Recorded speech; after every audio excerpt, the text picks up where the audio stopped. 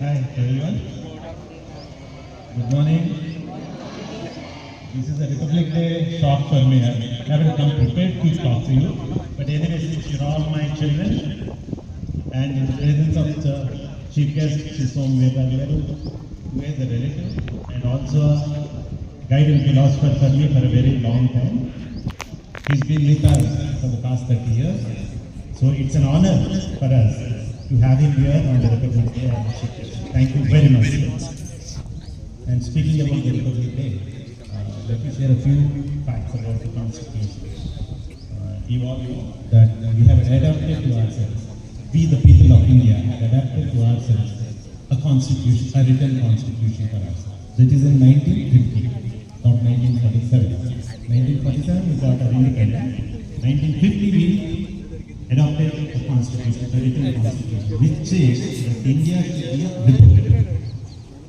With the permission of the chair, I would like to explain about what republic is. Republic means the head of the state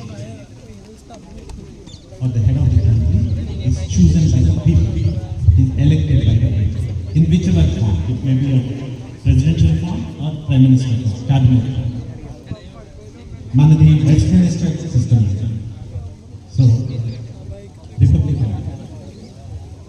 We, the people of India, have stated India to be a republic. So, celebrating the Republic Day is celebrating the empowerment of the people.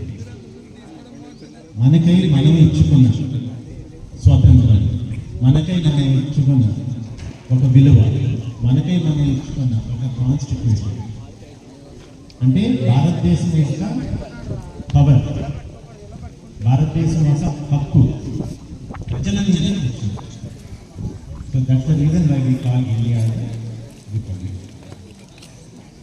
ఇంకా socialist, sovereign, secular, democratic republic తర్వాత నాకు okay.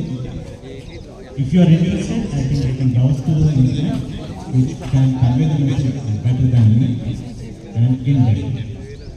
And thank you very much. I would have spoken to you at length, but I don't have the frame of mind now that I am traveling and come here. You have to pardon me for that. Next time, we will have a better interaction and more elaborate discussion on this. Thank you very much for giving me this opportunity.